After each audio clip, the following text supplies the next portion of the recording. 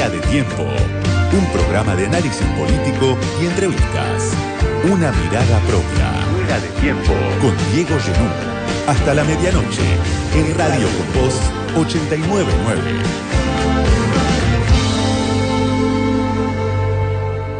A esta hora hoy el presidente Javier Milei está cumpliendo 9 meses de gobierno. Es un parto de la Argentina de Milei. Puede pensar el presidente, la gente de La Libertad Avanza, que están pariendo la nueva Argentina. Para los que vemos las medidas que toma el presidente, es el parto de una Argentina cada día más desigual. Milei está desde hace algunos días ya envuelto en un clima triunfal. Repite su vamos ganando el presidente en los distintos foros en los que los vemos, hablando a él, a los funcionarios del gobierno. Dice Milei que tiene controlada la inflación, que tiene controlado el dólar y que tiene controlada la calle. Todo con anabólicos, todo con forceps, todo con fuegos artificiales. Pero puede decir el presidente, por lo menos hasta ahora, 9 meses después de haber comenzado su mandato, que tiene todo bajo control. A la inflación la controla con recesión, al dólar con quema de reservas del Banco Central, que no tiene el presidente ni la Argentina, y a la calle con represión. Mañana, en un rato, nada más, este miércoles, es un día importante porque se pone a prueba la autoridad de Milei sobre la casta política para imponer el ajuste sobre los jubilados, el sector previsional, un superávit que La Libertad Avanza, el presidente, festejan desde hace tiempo y que tiene como principal variable de ajuste, no la única, pero sí una muy importante, a los jubilados, eternos perdedores de los últimos años en la Argentina. El ajuste es innegociable, parece ser el mensaje del presidente, de su ministra de Seguridad, Patricia Bullrich, que en estas horas se agranda su protagonismo, y es un ajuste innegociable sobre 6,5 millones, 7 millones de jubilados y pensionados que están cobrando hoy en la Argentina 234.000 pesos, con un bono no remunerativo de 70.000 pesos, llegan a 300.000 pesos hoy en la Argentina. Vienen viendo cómo se licúan sus ingresos y, claro, el Congreso aprobó un proyecto para recomponer mínimamente la licuación de ingresos, para recomponer algo de lo que perdieron, y el presidente lo vetó y está dispuesto a defender ese veto en la calle y en el Congreso. Lo vimos hoy, este martes, a Milei actuando un papel que no le sale, no le agrada, pasar de la tribuna, de los escenarios, a la cabecera de la mesa, reuniéndose con la casta, escuchando a la casta, a la dirigencia política que el presidente desprecia. Y es una dirigencia política que en parte le permitió a Milei llegar en tiempo récord de los estudios de televisión a la Casa Rosada. Lo vimos hoy a Milei con un grupo de diputados radicales, escoltado por su hermana Karina Milei, por Patricia Bullrich, no se entiende bien en concepto de qué, la ministra de Seguridad sentada a esa mesa política, y por Martín Menem, el presidente de la Cámara de Diputados. Tiene que ir Milei a sentarse a la cabecera de la mesa porque queda muy claro, 9 meses después de haber asumido su mandato, que debajo de Milei no hay nada o no hay casi nada. El jefe de gabinete, Guillermo Francos, desautorizado una vez más, muchas veces desde la Casa Rosada. Santiago Caputo, alguien al que no se le conoce la voz, que desautoriza a Francos, pero que es un asesor que no está dispuesto a asumir funciones, a poner la firma como parte de este gobierno. Y hay que preguntarse hasta cuándo se sostiene la autoridad de Guillermo Francos como jefe de gabinete, que no solo estuvo internado, sino que además es alguien al quien gobernadores, diputados, legisladores no consideran con la autoridad suficiente como para decidir hoy en el gobierno. Por eso Milei tuvo que hacer este martes algo que hasta hace poco le daba arcadas: reunirse con el radicalismo, una fuerza a la que desprecia bastante más que al peronismo, un radicalismo, un partido sin líderes. Aunque Martín Lustó es el presidente en los papeles de la UCR, Lustó no conduce a nadie. Hay una parte del radicalismo que responde a los gobernadores, hay otra parte que negocia por su cuenta. Están pidiendo ahora algunos, como Facundo Manes, que se expulse a estos 5 diputados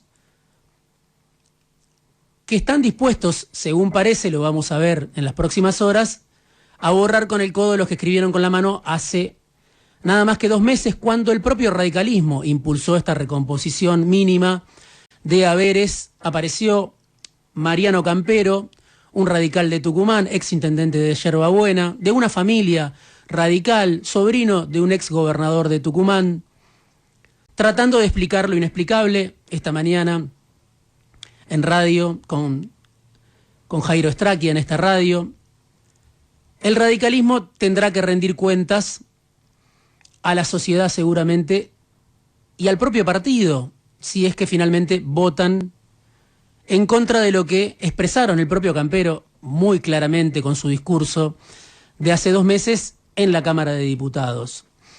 Pero que Milei se haya tenido que sentar con el radicalismo habla de que está muy ajustada la mayoría, de que el gobierno está muy ajustado y que necesita sumar todos los votos posibles para sostener este veto, para blindar el veto, para blindar el ajuste sobre los jubilados. Habrá que ver qué pasa mañana dentro y fuera del Congreso.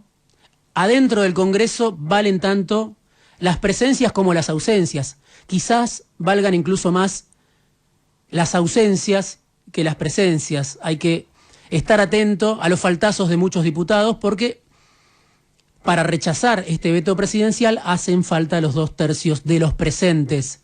160, 170 votos. Dependerá de la ecuación, pero está muy claro que Milei considera que es muy importante blindar su autoridad con el veto a esta ley que recompone mínimamente los haberes para los jubilados. Un gobierno que abraza a los conversos, el de La Libertad Avanza, sus primeras líneas, Patricia Bullrich, Luis Caputo, Sturzenegger, llenas de conversos que hasta hace unos meses formaban parte de otras fuerzas políticas, de otros partidos políticos. Daniel Scioli, ex candidato a presidente del Frente para la Victoria. Daniel, ¿en qué te has convertido? Hoy parte del peronismo libertario que sostiene a Milei. Y en esa cuadrilla de funcionarios que provienen también del peronismo, no solo del macrismo, está Marco Lavagna, el hijo de Roberto, que va a dar a conocer seguramente en las próximas horas, en los próximos días, el índice de inflación. No le cumplieron nada a Marco Lavagna de lo que le habían prometido, que el INDEC iba a ser un ente autárquico, pero sin embargo sigue Marco Lavagna aferrado a su puesto en el gobierno de Milei.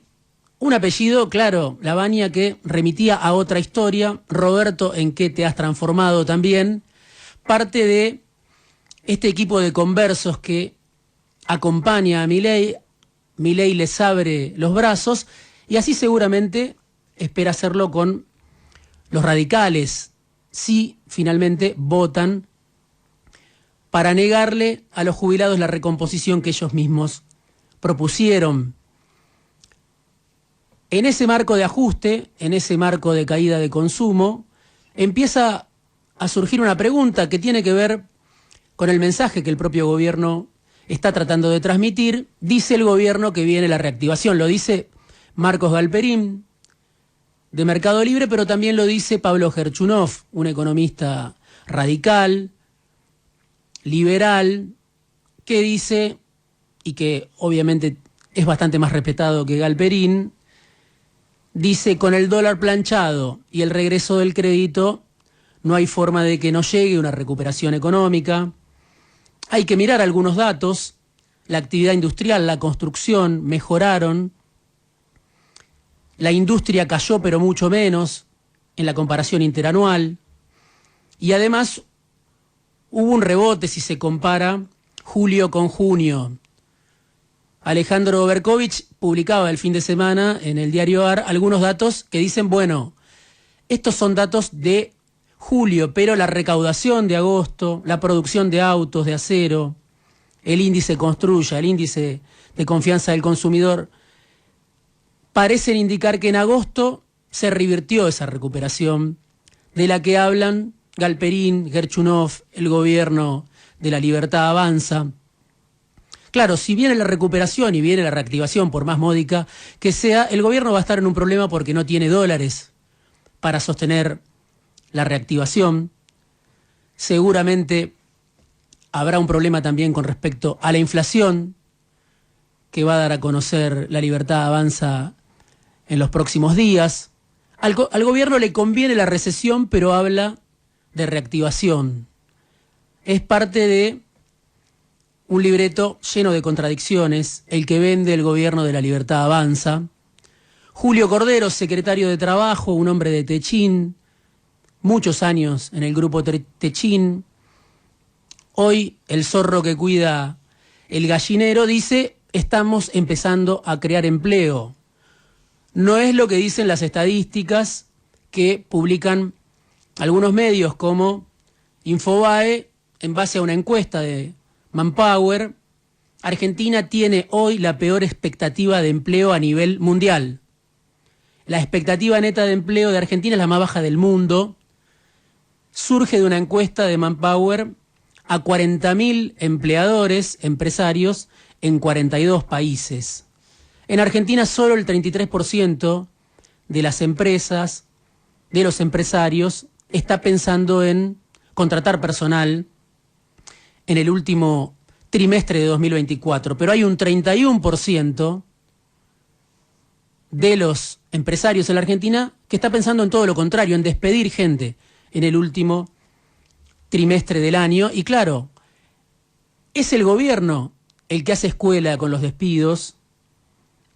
Este lunes, sin ir más lejos, el gobierno confirmó la paralización del proyecto Carem 25 y despidió ya en lo que va de la gestión Milei 171 trabajadores.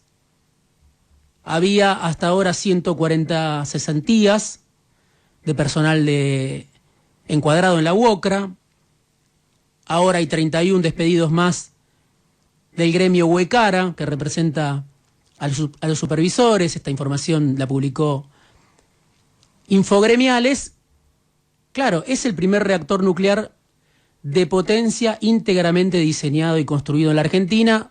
Argentina a la vanguardia en el mercado mundial con el Carem 25, el gobierno decide desactivarlo y despedir 170 personas. Bueno, ¿cómo toma el sector privado una señal como la que envía el gobierno de Milei, con despidos en un sector estratégico, con despidos en un proyecto estratégico como es el Carem? Bueno, por supuesto, el sector empresario, y me lo decía alguien hace no tantos días, va mucho más rápido con los despidos. Por eso sorprende lo que dice Julio Cordero, el secretario de Trabajo, de que ya se está creando empleo en la Argentina. En estas horas se pone a prueba, quizá como nunca, desde que asumió el gobierno, la autoridad de Milei. Es Milei el que no ajusta sobre la casta, sino que ajusta sobre los jubilados, eternos perdedores de la Argentina en los últimos años. Ya no hay intermediarios. No puede atribuírsele, en todo caso, este veto ni a Caputo, ni a Francos, ni a Martín Menem. Es Milei el que quiere blindar el ajuste. Habrá que ver con qué modos, dentro y fuera del Congreso, habrá que ver con qué modos se maneja la policía de Bullrich, habrá que ver hasta qué punto consigue el gobierno reunir las adhesiones, las ausencias, las presencias que necesita para blindar este veto. Pero es Milei ya en este punto, 9 meses después de haber asumido la presidencia, el que está arriesgando. Ya no hay intermediarios, ya no hay excusas, es su propia autoridad la que empieza a ponerse en juego. Fuera de tiempo. Una mirada propia. Diego Genú.